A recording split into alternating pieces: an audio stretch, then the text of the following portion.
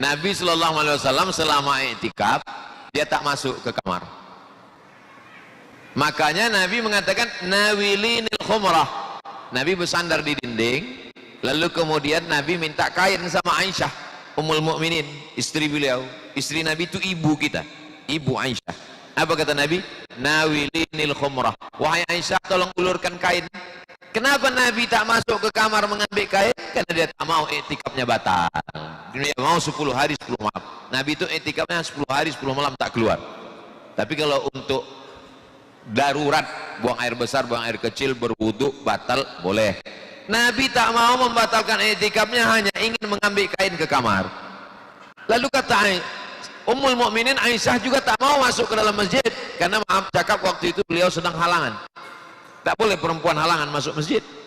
Kata Nabi, tanganmu tak apa-apa masuk. Itulah dalil bahwa perempuan yang berhalangan, andai ada ibu datang dia mengirimkan minuman kotak, teh botol, itu boleh. Mengasih pakaian, makan sahur, masuk dia ke emperan, lalu masuk tangannya masuk ke dalam, boleh. Jadi kalau ada dulu beberapa tahun yang lalu viral lagu tentang Aisyah menyisir rambutnya. Saya kan dalam masjid nih, segan saya kok di luar kita nyanyikan lagu nih. Nabi menyisir rambutnya. Itu ceritanya waktu Nabi sedang i'tikaf. Jadi Nabi di pinggir pintu diulurkannya kepalanya, Sayyidatuna Aisyah menyisirkan rambutnya. Kenapa Aisyah tak masuk ke dalam? Karena Sayyidatuna Aisyah sedang berhalangan, dia tak mau masuk masjid. Kenapa Nabi tak keluar ke sana? Karena Nabi tak mau i'tikafnya batal. Kenapa Nabi tak mengambil sisir itu sisir sendiri? Karena Nabi orangnya mesra.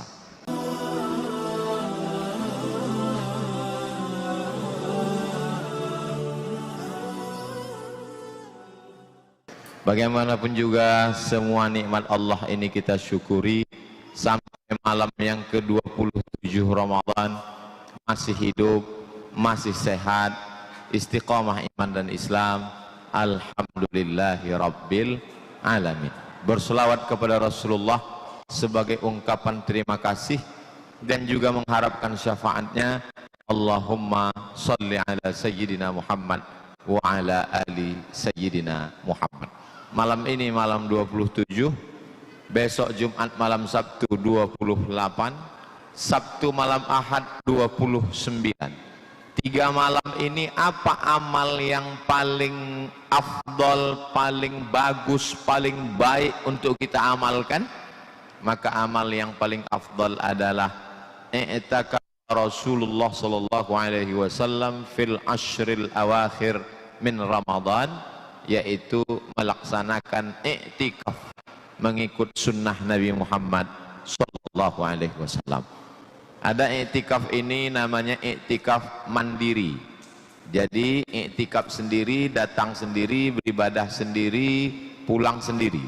Tapi masyarakat kita belum bisa mandiri, maka i'tikafnya dibimbing. Maka nanti malam jam 1 ke jam 1.30 kita mulai datang bersama-sama ke Masjid Usuluddin.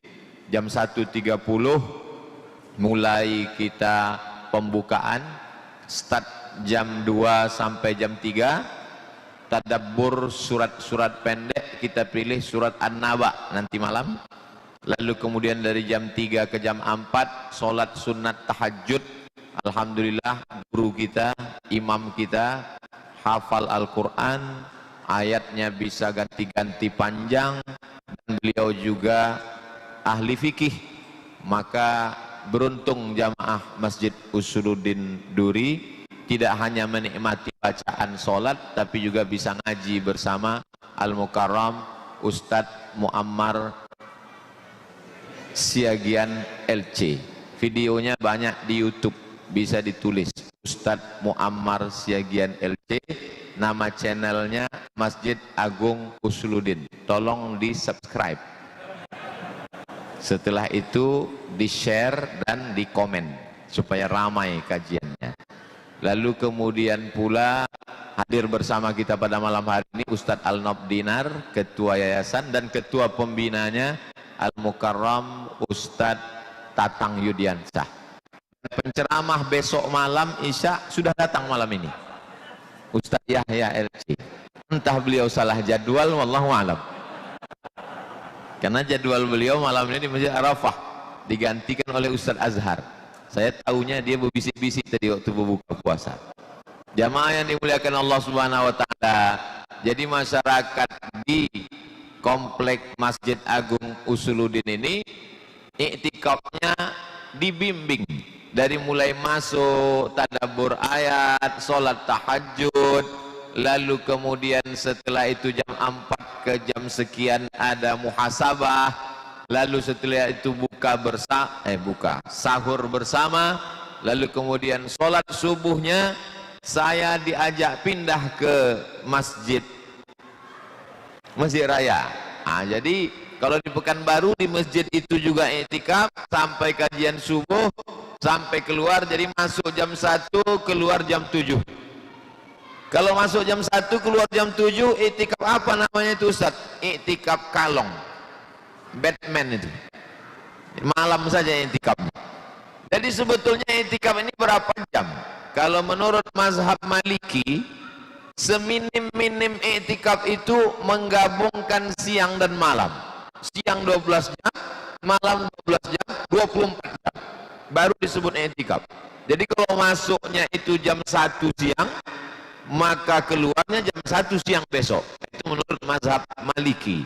Agak berat sedikit iktikaf mazhab Maliki. Kalau gitu yang ringan aja Pak Ustaz, mazhab Syafi'i. Mazhab Syafi'i ringan, seminim-minim iktikaf lama sedikit dari ruku sudah iktikaf. Subhana rabbiyal azim wa bihamdi, subhana rabbiyal azim wa bihamdi, subhana rabbiyal azim wa bihamdi. Lama sedikit dari ruku, subhana rabbiyal azim wa bihamdi. Sudah iktikaf. Jadi mana tahu ibu nanti memaksa bapak iktikaf, masuk aja sebentar, habis itu keluar, duduk orang kopi kemana. Abang udah iktikaf? Udah tadi deh. Itu. Jadi saya ajari bagaimana cara mengakali. Sebetulnya arti iktikaf ini apa? Iktikaf artinya al-muksu fi makanin khairan kana au syarran. Berdiam diri menetap di suatu tempat, apakah tempat itu baik ataupun tak baik. Jadi kalau ada orang berdiam diri di tempat yang kurang-kurang baik, itu iktikaf juga namanya. Secara bahasa. Assalamualaikum. Waalaikumsalam. Kau sedang di mana? Aku iktikaf ini. Kenapa ada lagu-lagu koplo di situ? Ini iktikaf menurut bahasa kata Ustaz Somad. Rupanya dia di karaoke pinggir jalan.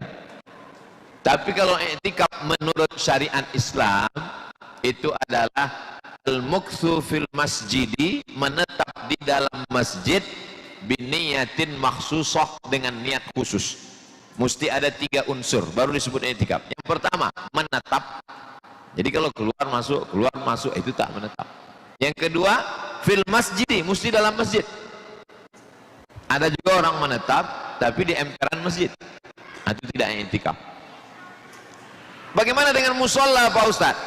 Maka kalau ada sholat 5 waktu, subuh, zuhur, asar, maghrib, isya, itu namanya masjid. Tapi Masjid Agung Usuluddin ini ada sholat Jumatnya, ada mimbarnya, makanya disebut dengan masjid jami'. Jadi dalam fikih itu cuma ada 2, masjid yang 5 waktu sholat, masjid saja, ada jami'nya. Yang ada sholat Jumatnya namanya masjid jami'. Sampai ke Indonesia jadi 7. Masjid Jami', Masjid Agung, Masjid Raya, Masjid Islamic Center, surau, langgar, sholat. Ketujuh-tujuhnya ini boleh untuk tempat iktikaf karena masuk dalam kategori masjid. Kalau masjid kantor Pak Ustaz, masjid kantor tak bisa iktikaf karena masjid kantor itu ada sholatnya cuma zuhur dan asar. Maghrib, isya, subuh, security ada, tapi tidur aja. Itu di tempat lain. Kalau di Chevron udah berubah jadi Pertamina. Karena saya dulu rutin kemari setiap sebulan sekali. Kajiannya maghrib, lalu kemudian subuh. Dari Pekanbaru saya datang, nginap di belakang dengan Ustadz sekarang Ketua DPRD Pengkalis, imam kita dulu, Ustadz Khairul Umam, nginap di samping. Kemudian kajian pada maghrib ke isya, lalu kemudian setelah itu kajian subuh, habis subuh baru saya pulang. Cuman waktu itu orang Cepon ini mungkin kurang suka pengajian, jadi tak banyak jamaah. Beda dengan Pertamina ini. rame dia. Lalu lama, hampir beberapa tahun. Sebabnya saya berhenti itu pas lewat di depan dimintanya KTP, itu asal. Nah, mintanya KTP. Mana KTP? Saya bilang, aku nih Ustadz, bukan penjahat. Mesti KTP. Nah, balik saya. Balik saya. Sejak itu saya tak datang lagi. Sudah berubah jadi Pertamina ini, baru saya masuk balik. Nah. Jamaah yang dimuliakan Allah Subhanahu wa taala. Jadi intinya 3 malam ini kita i'tikaf, syukur-syukur bisa. Jadi i'tikaf ini lama-lamaan. Kalau Ustaz Al-Naf tadi menjelaskan tentang wakaf, sedekah, kalau itu banyak-banyakan. Kalau i'tikaf ini lama-lamaan. Kalau baca Quran, paham-pahaman. Siapa yang paling paham, itu yang paling bagus. Kalau sedekah, siapa yang paling banyak, itu yang paling bagus. Kalau i'tikaf, siapa yang paling lama, itu yang paling bagus. Nah, jadi kalau tahan dia sampai 20. Kalau orang Mesir macam mana i'tikaf Pak Ustaz? Orang Mesir itu i'tikafnya tanggal 20 sore, karena hitungan 21-nya itu pas azan maghrib. 20 sore dibawanya tas, bawa baju, bawa bantal, bawa kemah, masuk ke masjid, tanggal 29 sore baru keluar. Jadi di dalam masjid itu ramai, pakai tirai di belakang, pakai kemah-kemah penuh. Nah, di tempat kita belum lagi umum, apalagi sejak Covid kemarin orang takut ke masjid karena apalagi alhamdulillah tahun ini masih bisa. Padahal mestinya kemarin tahun ini pun kita belum lagi bisa karena ada lagi yang mau datang namanya Omikron. Rupanya tak jadi dia datang. Alhamdulillah. Dan sekarang kita tetap ikut protokol kesehatan. Semua pakai masker. Ustaz kenapa tak pakai? Ada, pegang terus dari tadi. Bapak Ibu yang dimuliakan Allah Subhanahu wa taala, ajak anak keluarga i'tikaf. Yang bisa malam ini alhamdulillah, yang tak bisa masih ada 3 malam lagi.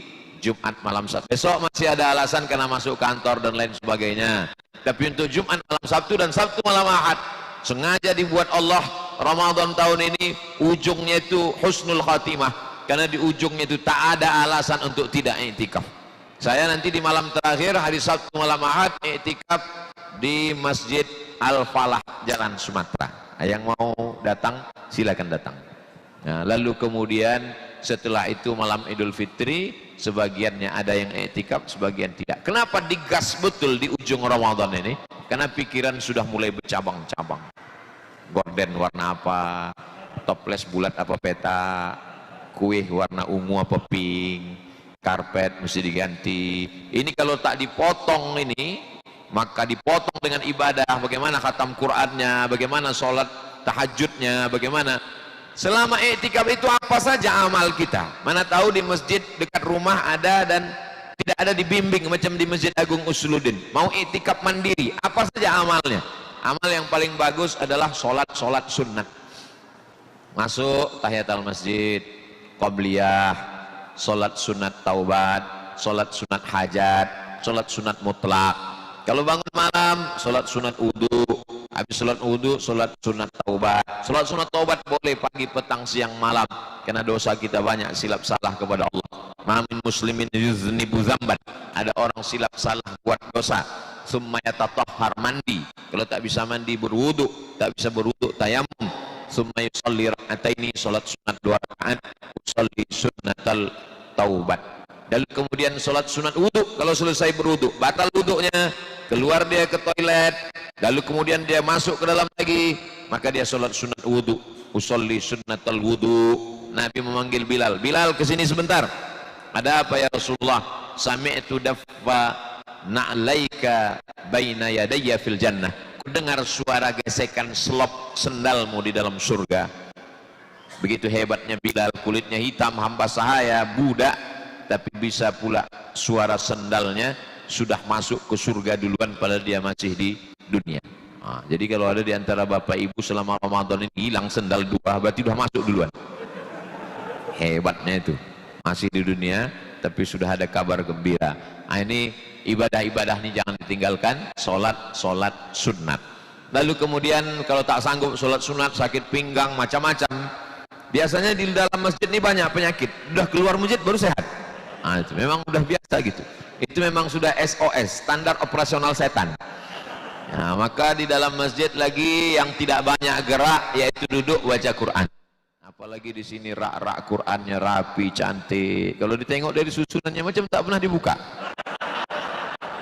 Ustadz janganlah gitu Pak Ustadz. Memang di sini setiap malam sore dirapikan. Ustadz aja yang suuzon. Nah, cantik, ada tiang-tiang, ada dinding-dinding, suasananya nyaman, tak ada kurang satu apapun. Hanya saja di tempat lain semakin banyak kipas angin, semakin dingin AC, itu memang masjid makin ramai, bergelimpangan korban-korban serangan Rusia ke Ukraina. Tapi di tempat kita orang tak bisa masuk secara umum kemari, limited. Sedang ustadz aja pun payah masuk, apalagi tak ustadz. Nah, itu ustadz ingat betul trauma. Tidak dendam, cuma teringat aja. Nah, jadi kalau ada yang mengatakan bagaimana cara kami bisa ke dalam, itulah pentingnya orang dalam. Nah, ternyata untuk masuk tadi buktinya saya lewat tak ada periksa-periksa. Nah, begitulah hebatnya. Tidak hanya penting orang dalam ini masuk kerja, masuk ke masjid pun, juga masuk surga pun penting orang dalam. Orang dalam itu adalah Nabi Muhammad SAW. Maka banyak kirimkan solawat ke dia, biar supaya pas lewat tanya siapa ini, itu yang banyak solawat. Masuk Allahumma salli ala sayyidina Muhammad wa ala ali sayyidina Muhammad. Yang ketiga adalah zikir. Saya tidak mau mendikte jamaah sudah hatam atau belum, sudah juz, enggak. Kita hitung sajalah sendiri-sendiri. Yang sudah alhamdulillah, tadi kami diajak Ustaz Al-Nab berhatam kaji, sekali duduk hatam. Caranya dibagi-bagi Ustaz Al-Nab, satu juz bagi dua, juz, sejam hatam. Nah, jadi Ustaz Al-Nab ada pula jurusnya cepat hatam ini. Diminta saya membaca, saya dikasih juz 22. Ustaz Somad juz 22. Nah, duduk habis itu baca khatam Quran kami. Baca majelis khatam Quran. Jadi Bapak pun bisa juga gitu, duduk 10 orang, 30 orang, bagi habis itu atau satu. Ini semua adalah tips. Apa namanya kalau baca keroyokan ramai-ramai ini, apa namanya? Namanya qiraatul idarah. Qiraatul idarah itu bisa satu ayat atau 5 ayat atau bersama-sama atau satu juz. Qiraatul idarah baik, tidak salah kata Imam An-Nawawi. Mustahab kata dia, bagus dibaca, tidak salah. Tapi yang afdal adalah dibaca sendiri. Tapi tak terkejar lagi 3 hari lagi. Lalu kemudian tak juga bisa baca Quran. Saya sholat Pak Ustadz sakit pinggang saya, sakit kepala, sakit badan. Baca Quran pun Pak Ustadz titik ya jadi 3, titik nun bercabang. Ajab betul penderitaan kawan. Masih ada satu amal lagi. Amal terakhir yaitu zikir. Pejamkan mata, bersandar ke dinding, berzikir. Kalau ada kawan menuduh tertidur, enggak, saking khusyuknya itu. Tasbih subhanallah wa bihamdihi subhanallahil azim subhanallah wa bihamdihi subhanallahil azim subhanallah wa bihamdihi subhanallahil azim. Kalimatani, 2 kalimat, khafifatani 'alal lisan, ringan di lidah, tsaqilatani fil mizan, memberatkan timbangan mizan pada hari kiamat, habibatani ilar rahman, nanti disukai Allah Subhanahu wa taala. Itulah dia subhanallah wa bihamdihi subhanallahil azim. Tasbihnya Nabi Yunus di dalam perut ikan. 3 kegelapan, gelap malam, gelap laut, gelap perut ikan, ditelan, maka dia bertasbih, la ilaha illa anta subhanaka inni kuntu minaz zalimin, la ilaha illa anta subhanaka inni kuntu minaz zalimin, la ilaha illa anta subhanaka inni kuntu minaz zalimin. Kok kenapa dari tadi pakai tasbih Nabi Yunus? Aku yang dalam 3 kegelapan Pak Ustaz. Gelap apa? Gelap kredit. Yang kedua, gelap atasan. Yang ketiga, gelap orang rumah. Biar keluar aku dari 3 kegelapan ini. Bagus. Lalu kemudian istighfar. Astaghfirullahalazim, astaghfirullahalazim, astaghfirullahalazim, astaghfirullahalazim. Man lazimal istighfar, siapa yang memperbanyak istighfar, ja'alallahu lahu min kulli dhiqin makhraja, segala kesempitan hidupnya diberikan solusi, wa min kulli hammin faraja, setiap kesusahannya diberikan kelapangan, wa razaqahu min haitsu la yahtasib, dikasih Allah jalan yang tak disangka-sangka. Memperbanyak istighfar 100 kali bagus.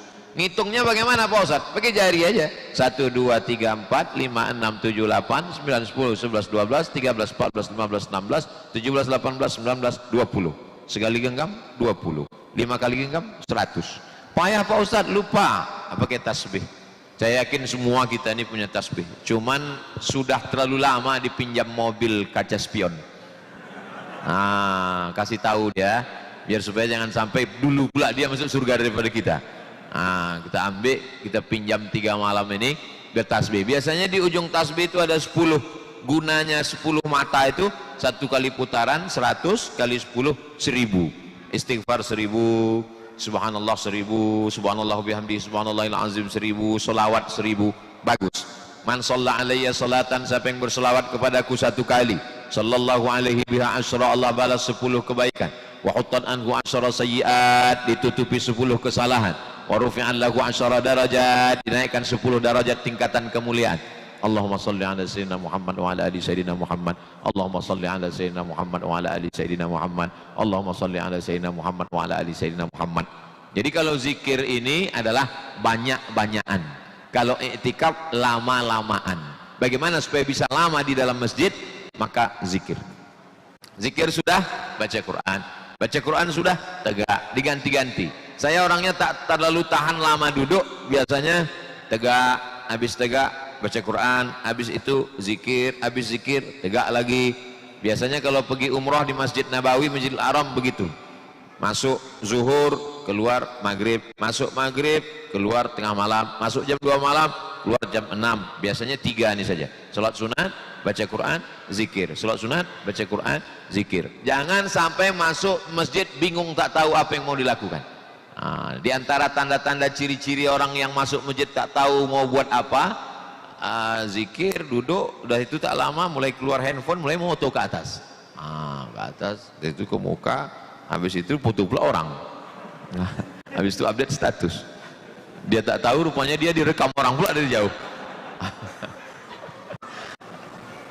Tak salah. Dia udah mau ke masjid itu aja pun sudah hidayah itu udah. Jadi jangan pula salahkan orang. Kau di masjid ini, aku syukur ke masjid, kawanku masih mabuk lagi di luar. Itu. Jadi kalau kita mau melihat-lihat, ini sekarang mau mengukur, kalau mau melihat masalah dunia, tengok ke bawah. Tapi kalau untuk masalah akhirat, tengoklah ke atas. Orang yang lebih lama, lebih panjang bacaan Qur'annya, lebih lama zikirnya. Ini malam ini sudah terhitung 1 malam, tinggal 2 malam lagi, 28, 29. Kalau 28, 29 tak juga, na'udzubillah. Siapa yang tak mendapatkan kebaikan Ramadan faqad hurim, di luar Ramadan pun dia tak akan mungkin dapat, begitu kata Nabi. Sedangkan di Ramadan dia tak ke masjid, apalagi di luar Ramadan. Di dalam Ramadan aja pun dia tak tahan lama-lama di masjid, apalagi di luar Ramadan. Lalu bagaimana dengan kami Pak Ustadz, mengandung anak, maaf cakap halangan, baru melahirkan, tak bisa ke masjid? Jangan bersedih hati ibu-ibu, kakak-kakak, adik-adik, kalian bisa berzikir di rumah sakit yang sedang terbaring. Jangan berkecil hati. Berapa banyak bapak-bapak yang di ruang ICU sekarang melelehkan air mata. Aku tak bisa ke masjid, kata dia. Ditontonnya YouTube Ustaz Abdul Somad, menangis dia. Apa kata istrinya? Memberikan ketenangan, kesabaran. Tenang bang, sabar, insya Allah tak sampai hari Jumat gul ini bang. Bapak ibu yang dimuliakan Allah subhanahu wa ta'ala, kalau ibu bapak baik dulu sama ibu itu, insya Allah dirawatnya, dijaganya, ditenangkannya. Abang jangan berkecil hati, walaupun di ruang ICU Lailatul Qadar takkan luput. Kenapa? Karena ada satu amalan, kata Nabi, ayul amal khairun, di antara semua amal-amalnya apa yang paling baik ya Rasulullah? Antufariqad dunya, kau mati meninggalkan dunia, walisanuka ratbun, lidahmu dalam keadaan basah, bizikrillah, berzikir mengingat Allah. Mimbar Nabi, di samping mimbar Nabi mihrab, tempat Nabi jadi imam. Dari mimbar itu ke dinding kamar Nabi 22 meter. Jadi kalau melangkah kita dari mimbar Nabi itu ke dinding kamar Nabi 22 meter. Dinding kamar Nabi itu dengan dinding Masjid Nabawi satu dinding. Lalu kemudian ada pintu di situ tempat Nabi keluar. Pintu itu sekarang dijadikan rak masjid. Masjid Nabawi, tempat Quran, tutup. Disitulah Nabi keluar, Bilal datang untuk bertanya, ya Rasulullah, udah boleh qomat ya Rasulullah. Jadi yang menyuruh qomat itu Bilal. Jadi kalau kata Nabi, Nabi sholat sunatnya di dalam kamar. Kalau kata Nabi, aqimis shalah, baru Bilal qomat. Allahu akbar, Allahu akbar. Asyhadu an la ilaha illallah. Di Masjid Agung Usuluddin yang menyuruh qomat tidak imam, tidak nabi, tapi yang nyuruhnya jam. Nah, udah dibuat jam. Tadi saya tengok sekian menit. Jam itu untuk menyelesaikan konflik. Karena di beberapa masjid di Pekanbaru terjadi masalah. Yang berkuasa ketua masjid. Ternyata di atas ketua masjid ada lagi bininya di belakang. Kalau udah bininya kata qomat, lalu qomat. Jadi untuk menyelesaikan masalah itu, itulah dipasang jam. Siapapun tak bisa berkuasa, jam. Sampai akhirnya berpindah kekuasaan waktu mati lampu. Berkuasa lebih ibu itu. Nah, lalu kemudian Nabi Shallallahu Alaihi Wasallam selama i'tikaf dia tak masuk ke kamar. Makanya Nabi mengatakan nawilinil khumrah. Nabi bersandar di dinding, lalu kemudian Nabi minta kain sama Aisyah Ummul Mukminin, istri beliau. Istri Nabi itu ibu kita, ibu Aisyah. Apa kata Nabi? Nawilinil khumrah. Wahai Aisyah, tolong ulurkan kain. Kenapa Nabi tak masuk ke kamar mengambil kain? Karena dia tak mau i'tikafnya batal. Dia mau 10 hari 10 malam. Nabi itu i'tikafnya 10 hari 10 malam tak keluar. Tapi kalau untuk darurat, buang air besar, buang air kecil, berwudu, batal, boleh. Nabi tak mau membatalkan i'tikafnya, hanya ingin mengambil kain ke kamar. Lalu kata Ummul Mukminin Aisyah juga tak mau masuk ke dalam masjid, karena maaf cakap waktu itu beliau sedang halangan. Tak boleh perempuan halangan masuk masjid. Kata Nabi, tanganmu tak apa-apa masuk. Itulah dalil bahwa perempuan yang berhalangan, andai ada ibu datang dia mengirimkan minuman kotak, teh botol, itu boleh. Mengasih pakaian, makan sahur, masuk dia ke emperan, lalu masuk tangannya masuk ke dalam, boleh. Jadi kalau ada dulu beberapa tahun yang lalu viral lagu tentang Aisyah menyisir rambutnya. Saya kan dalam masjid nih, segan saya kok di luar kita nyanyikan lagu nih. Nabi menyisir rambutnya. Itu ceritanya waktu Nabi sedang i'tikaf. Jadi Nabi di pinggir pintu diulurkannya kepalanya, Sayyidatuna Aisyah menyisirkan rambutnya. Kenapa Aisyah tak masuk ke dalam? Karena Sayyidatuna Aisyah sedang berhalangan, dia tak mau masuk masjid. Kenapa Nabi tak keluar ke sana? Karena Nabi tak mau i'tikafnya batal. Kenapa Nabi tak mengambil sisir itu sisir sendiri? Karena Nabi orangnya mesra. Jadi jangan anggap Nabi itu mau mengamuk, bid'ah. Itu Nabi apa itu? Nabi itu mesra orangnya. Tolong kau sisirkan rambutku sayang. Gitu. Manggil pun tak ada manggil. Tak pernah Nabi manggil nama. Aisyah, tak. Dia panggil, ya Humairah. Humairah artinya orang yang kulitnya putih kalau kena cahaya matahari kemerah-merahan. Nah, jadi bapak kalau besok panggil mau manggil ya Humairah, boleh panggil. Tapi bini saya tak putih Pak Ustaz. Apa-apa menyenangkan hati orang. Yang belum terlalu jujur panggil ya Hajar Aswad. Nah, lalu kemudian ini seputar i'tikaf Nabi SAW. Panjang umur sehat, sehat badan, panjang umur, ada rezeki. Mudah-mudahan seumur hidup kita sekali sebelum mati pernah kita i'tikaf 10 hari 10 malam di Masjidil Haram. Amin. Ada program i'tikaf 10 hari 10 malam, berangkat tanggal 18 Ramadan, pulangnya Idul Fitri. Itu kita puas-puaskan insya Allah. Sekarang memang saya sendiri pun khawatir untuk pergi umroh ini. Duit tak banyak tapi ada insya Allah. Badan sehat, cuman tak tahan cucu hidung. Mau masuk pesawat cucu hidung, keluar pesawat cucu hidung, masuk hotel cucu hidung, keluar hotel cucu hidung, balik amal tak banyak, lubang hidung makin besar. Nah, tapi insya Allah iya tuh saya beliau baru balik. Baru balik umroh. Nah, ini amal yang pertama, i'tikaf. Nah, besok tanggal 27 hari ini Jumat terakhir, ini malam Jumat terakhir, besok Jumat terakhir, Sabtu terakhir, Ahad terakhir. Ahad itu nanti tanggal 29. Tanggal 29 sore dianjurkan untuk waftiru li ru'yatih, menengok anak bulan. Tanggal 29 Ramadan, Ahad sore dianjurkan untuk mengintai anak bulan. Kalau tradisi orang di Indragiri Hulu, ada satu mahasiswa Fakultas Syariah, skripsinya tentang tradisi orang di Indragiri Hulu mengintip anak bulan dengan kain jarang. Jadi ambil kain jarang, bisa rupanya sore-sore itu ditengokkan nampak anak bulan. Ada dulu skripsi di UIN. Sekarang alhamdulillah sudah ada teropong dipasang di Jalan Jenderal Sudirman Pekanbaru, harganya 50 juta.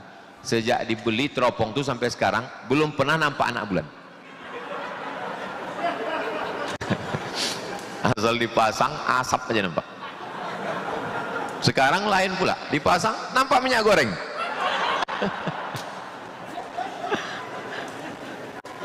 Ada pula yang update status, saya tengok kemarin pas mau Ramadan, tengok komen di bawah, gaji 13 sudah nampak. Ada aja jamaah. Bulan itu kalau dia bulat namanya badar. Tala'al badaru alaina, badar namanya. Tapi kalau bulan itu sabit, itu namanya hilal. Jadi yang mau ditengok hari Ahad sore itu nanti adalah hilal. Maka kalau ada ibu yang suaminya namanya hilal, jangan kasih keluar. Karena dia sedang dicari-cari orang hari Ahad. Takutnya dipoto orang, hilal sudah nampak. Jadi hari raya besok. Karena kata Nabi SAW, waftiru li ru'yatih, berhari rayalah kamu kalau nampak anak bulan. Menurut ilmu astronomi, bahasa Arabnya ilmu falak, tanggal hari Ahad itu nanti, tanggal 1 April, hari Ahad, itu sudah ada yang bilang 4 derajat, ada yang bilang 5 derajat. Sedangkan menurut kesepakatan umat Islam di Asia Tenggara, Indonesia, Malaysia, Brunei, Thailand Selatan, Patani, Moro, Filipina, sepakat umat Islam se-Asia Tenggara kalau 2 derajat itu anak bulan sudah nampak.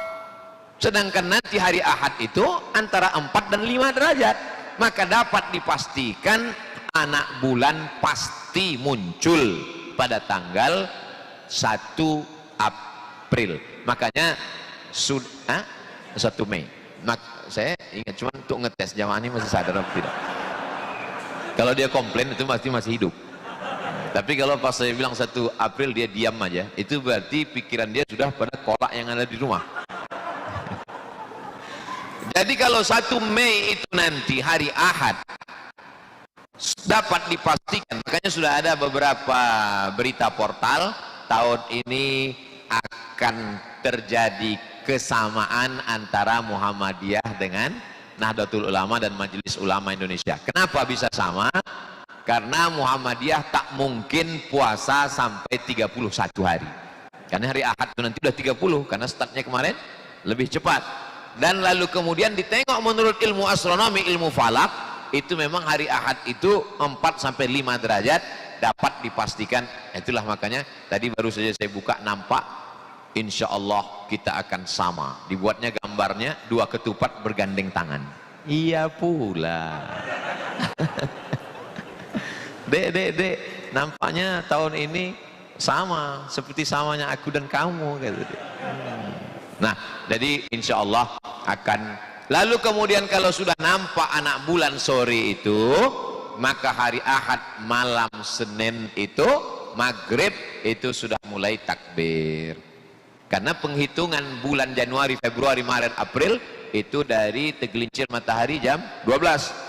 Sedangkan kalau bulan Qamariyah Muharram Safar itu sejak maghrib. Jadi kalau 27 Ramadan dari maghrib tadi, tidak menunggu jam 12. Maka 1 Syawal itu insya Allah 1 Syawalnya nanti adalah sore Ahad, maghrib, malam Senin.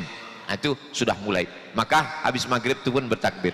Allahu Akbar, Allahu Akbar, Allahu Akbar, la ilaha illallah, wallahu akbar, Allahu akbar, walillahil hamd. Bersaut-sautan di masjid. Begitu kita masuk ke dalam masjid, rupanya flash disk. Maka anak-anak ini kita latih. Saya masih ingat dulu waktu kecil, dibawa itu drum, dibawa tong, dipukul keliling pakai mobil. Kalau tahun ini dibenarkan silakan, kalau tahun ini tak dibenarkan jangan. Takbir aja. Takbir tak mesti di jalan, takbir tak mesti di masjid. Ibu-ibu pun yang sedang masak opor ayam tetap takbir Allahu Akbar. Yang sambil mengelap toples untuk tempat kue, la ilaha illallah, jangan sampai tak bertakbir. Kenapa? Perintah Allah, walitukmilul iddata, sempurnakanlah bilangannya, bilangan puasamu 28 atau 29 atau 30. Kalau bulan Februari ada 28, ada 31, maka bulan Ramadan cuma 29 atau 30. Walitukmilul iddata, sempurnakan bilangannya. Setelah sempurna bilangannya, walitukabbirullah, bertakbirlah. Kapan waktu takbir nih habis? Waktu takbir habis sesudah khatib naik ke atas mimbar, bertakbir khatib 9 kali. Allahu Akbar, Allahu Akbar, Allahu Akbar, Allahu Akbar, Allahu Akbar, Allahu Akbar, Allahu Akbar, Allahu Akbar, Allahu Akbar kabira, walhamdulillahi katsira, wa subhanallahi bukratan wa asila. Habis. Karena banyak juga imam musola masjid yang lupa tanggal 1 Syawal salat zuhur bertakbir Allahu Akbar, Allahu, makmum udah berbisik-bisik, kata makmum kenapa? Lupa. Takbir yang zuhur 3 hari 4 hari tanggal 10, 11, 12, 13 itu waktu Idul Adha. Idul Fitri takbirnya pendek saja, dari mulai tenggelam matahari sore 29 pas maghrib sampailah khotib naik mimbar. Begitu itu selesai, kalau silap salah ngaku. Nah ini Pak Imam tak ada takbir lagi, sudah khotib ngaku. Ini kadang kita karena salah udah ditokohkan orang tak mau disalah. Tak ada takbir Pak Imam, jangan larang-larang takbir, takbir mengagungkan agama Allah. Memang betul, tapi ini sudah selesai. Lalu kemudian membayar zakat fitrah. Waktunya wajib membayar zakat fitrah adalah sejak masuknya 1 Syawal. Alhamdulillah di Masjid Agung Usuluddin ternyata zakat fitrah sudah terkumpul berapa juta tadi diumumkan, tapi yang saya ingat cuma totalnya 1,1 miliar. Total semua zakat fitrah, wakaf zakat, infak, sodakoh, zakat 700 sekian juta, total semua 1,1 miliar. Itu kalau dibelikan ke cincau, menyelam sambil minum cincau, bayangkan. Begitulah hebatnya komunitas lingkungan masyarakat Komplek Pertamina Masjid Agung Usuluddin. Usul artinya dasar, fondasi, din agama, dasarnya agama. Masjid Usuluddin, kekuatan cabang-cabangnya ini adalah ibadah-ibadah tadi. Kalau tak kuat dasarnya, maka cabangnya akan lapuk. Banyaknya zakat, wakaf, infak, sodakoh untuk kepentingan umat ini karena kuatnya batang Usuluddin, dasar agama. Maka sepelit-pelitnya orang Islam, sebakhil-bakhilnya orang Islam, pasti dia akan mengeluarkan 3 kilogram beras. Tapi kata Kemenak 2,5 Pak Ustaz, kata guru kami 2,6, kata Ustaz kami 2,7. Biar supaya tak kelahi, kasih 3 kilo, selesai. Berlebih sodakoh, jangan hitung-hitung sama Allah. Nanti hitung-hitung sama Allah, Allah berhitung pula sama kita, dikasihnya setengah napas, baru tahu. Nah itu, jadi 3 kilo. Ustaz ini ceramahannya atau mengamalkan? Saya dari dulu pulang dari Maroko ke Pekanbaru 2008 sampai sekarang 2022 saya buat 3 kilo. Masuk kemarin sudah saya bungkus, saya masukkan 3 kilo. Nah itu jalan tengah solusi. Jadi Ustaz bayar pakai duit atau pakai beras? Saya dari dulu sampai sekarang 2008 pulang sampai 2022 nih pakai beras. Tapi saya tak menyalahkan yang pakai duit. Kalau pakai beras, mazhab Syafi'i, zakatnya quds al-balad, makanan pokok. Makanan pokok orang Makkah, orang Madinah zaman Nabi 4. Yang pertama tamr, korma. Yang kedua qamh, gandum. Yang ketiga zabib, anggur kecil yang dikeringkan, kita menyebutnya kismis, zabib. Yang keempat aqid, susu kambing yang dijemur kering, mentega. Itu makanan pokok mereka dulu. Sedangkan kita tak bisa makanan pokok pakai gandum. Siapa tahan pakai gandum? Ustadz di Mesir 4 tahun, orang Mesir pakai gandum, saya tetap nasi. Saya coba makan gandum itu, perut kenyang, otak tak kerja.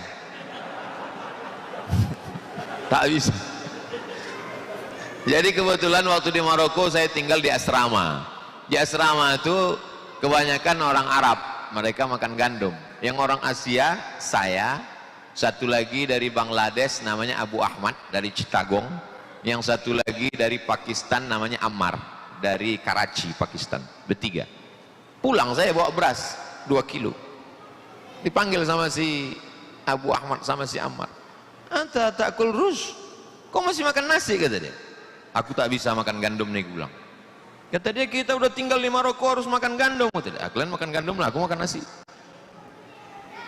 Seminggu berapa hari setelah itu, saya sedang di jendela, kamar saya di atas. Saya tengok orang berdua nih membawa karung, 1 karung beras. Turun saya kejar. Kemarin kalian aja aku bawa beras. Kata dia, kita ini orang Asia, tak ada beras, tak bekerja otak nih, kata dia. Rupanya kena prank saya kemarin.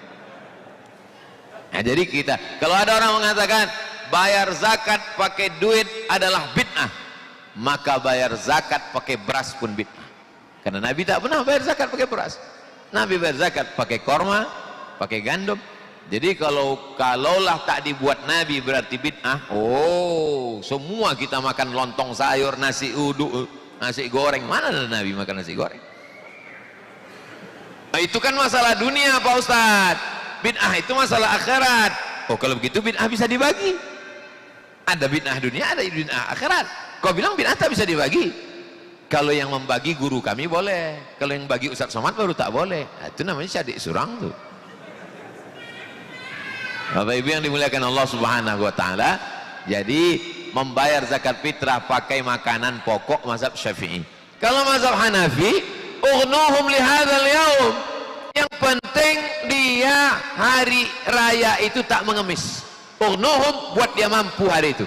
Asal dia mampu hari itu cukup. Membuat orang mampu kan tak mesti pakai beras. Kasih dia duit bisa.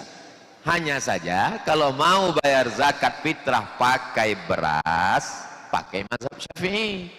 Tapi kalau mau bayar zakat fitrah pakai duit, pakai mazhab Hanafi. Apa bedanya?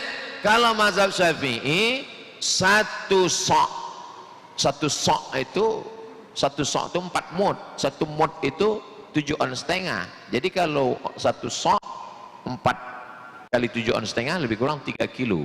Ada yang bilang 2,5, betul. Ada yang bilang 2,6, ada yang bilang 2,7, ada yang bilang 3 kilo, terserah. Tapi kalau pakai mazhab Hanafi, dia lebih berat. 1 soknya itu, ada yang bilang 1 sok Pak Ustaz 50 kilo, itu 1 sak. 1 sak semen itu. 1 sok itu menurut mazhab Hanafi, pertengahan 3,25. Buka kitab Al-Makail wal Mawazin Asy-Syar'iyyah, ditulis oleh Mufti Mesir Syekh Ali Jum'ah, Mufti Mesir waktu kami di Mesir dulu. Kata dia menurut mazhab Hanafi 3,25. Nah, jadi kalau mau bayar pakai beras 2, sekian atau 3, kalau mau pakai duit maka duitkanlah 3,25. Jangan bayar pakai duit tapi beratnya pakai beras mazhab Syafi'i. Itu namanya fikih sungsang. Nah, ini tentang membayar zakat fitrah. Kami udah bayar zakat fitrah di awal Ramadan kemarin Ustaz. Boleh, itu namanya waktul jawaz. Boleh membayar zakat fitrah di awal Ramadan. Di tengah Ramadan, 2 hari menjelang Idul Fitri boleh. Tapi yang mau saya jelaskan ini namanya waktul wujub, waktu wajib. Apa beda waktu wajib? Waktu wajib ini maksudnya siapa saja yang hidup di dalam waktu ini wajib dia membayar zakat fitrah. Waktu wujub. Sejak kapan itu? Azan maghrib sore malam Idul Fitri sampai khotib naik mimbar. Jadi kalau azan maghrib di duri jam 6.20, Khotib besok naik jam 7.20, berarti waktu wajib itu 13 jam. Siapa yang hidup di dalam 13 jam itu wajib bayar zakat fitrah. Misalnya ada orang tua hidup dia malam Idul Fitri, wajib bayar zakat fitrah. Meninggal dia sore pas asar ya, tak wajib. Jadi siapa yang tak mau bayar zakat fitrah, meninggallah sebelum maghrib tuh, tak wajib. Macam mana kalau ada orang bayar zakat fitrah sekarang, udah dibayarnya zakat fitrah, tiba-tiba meninggal dia nanti hari Ahad sore, jangan pula diminta lagi. Panitia udah mau bagi, udah diumumkan, Pak, ku mintalah zakat fitrah lakiku kemarin, tak jadi. Kenapa? Ternyata tak hidup dia maghrib tuh. Nah, karena udah diberikan. Begitu juga dengan bapak yang istrinya mengandung. Anak yang dalam kandungan tak wajib dibayarkan zakatnya. Anak yang dalam kandungan aja tak wajib, apalagi pasangan yang belum diakad. tak wajib dibayarkan zakatnya. Lahir anak, kapan anak itu baru wajib? Kalau dia keluar dari mulai maghrib itu sampai khotib besok naik mimbar. Maka kalau ada laki-laki yang pelit, bin bakhil, bin medit, bin kedekut, maka ditahannya anak, jangan kau keluar. Yang kau keluar ya, sebab 3 kilo ini banyak juga nih, kata dia. Begitu khotib naik ke atas mimbar, Allahu Akbar, keluar dia. Jamaah yang dimuliakan Allah Subhanahu wa taala, begitulah kelonggaran yang diberikan umat Islam. Apa makna dari zakat fitrah ini? Bahwa kalau sudah kau tahan lapar, paham engkau bagaimana rasanya lapar, maka bukti lapar itu sudah menyentuh hatimu, keluar duit 3 kilo. Sepelit-pelitnya orang Islam pasti akan keluar 3 kilo. Kenapa? Karena kalau tidak, puasanya tak diterima Allah. Kalau diberikannya setelah khotib naik mimbar, fa innaha shadaqatun minas shadaqat, hanya sekedar sedekah biasa saja. Untuk yayasan tabung wakaf umat, tak terhitung tah berapalah masyarakat jamaah Masjid Usuluddin, Masjid Agung Usuluddin ini mensupport program tadi, dan tidak ada untuk kami pribadi, tak ada. Termasuklah program 15 jam ini, dari mulai sore tadi sampai itikaf malam nanti, sampailah subuh besok, itu semuanya masuk ke program-program yayasan. Yang berapa tadi program saya, saking banyaknya pun tak ingat. Ustadz Al-Nob di kepalanya itu semua. Pembangunan kelas di Bagan Benio, rehab pesantren, biaya tahun ini penerimaan anak-anak tahfiz Quran. Mudah-mudahan barokah rezeki Bapak Ibu insya Allah. Lalu kemudian kalau ada kekhawatiran nanti yayasan ini milik Ustadz Al-Nob, milik Ustadz Somad, tidak. Karena ini adalah yayasan tabung wakaf umat. Pengurusnya 35 orang. Saya pernah dikomplain, ini 35 ini banyak sekali pengurusnya, payah nanti kalau rapat. Ini yayasan kalau mau cepat bergerak harus kurus, kata dia. Saya bilang, saya pernah berada di yayasan yang terlalu kurus, saking kurusnya dilarikannya sama-sama yayasan. Nah, jadi bagus yayasan yang agak gemuk sedikit, biar supaya apa? Biar supaya musyawarah mufakat, akhirnya 35 orang disusun yang terdiri dari beberapa unsur. Nah, ini menambah barokah berjamaah. Alhamdulillah hadir beberapa sahabat-sahabat menyempatkan waktu, apalagi libur, akhirnya datang.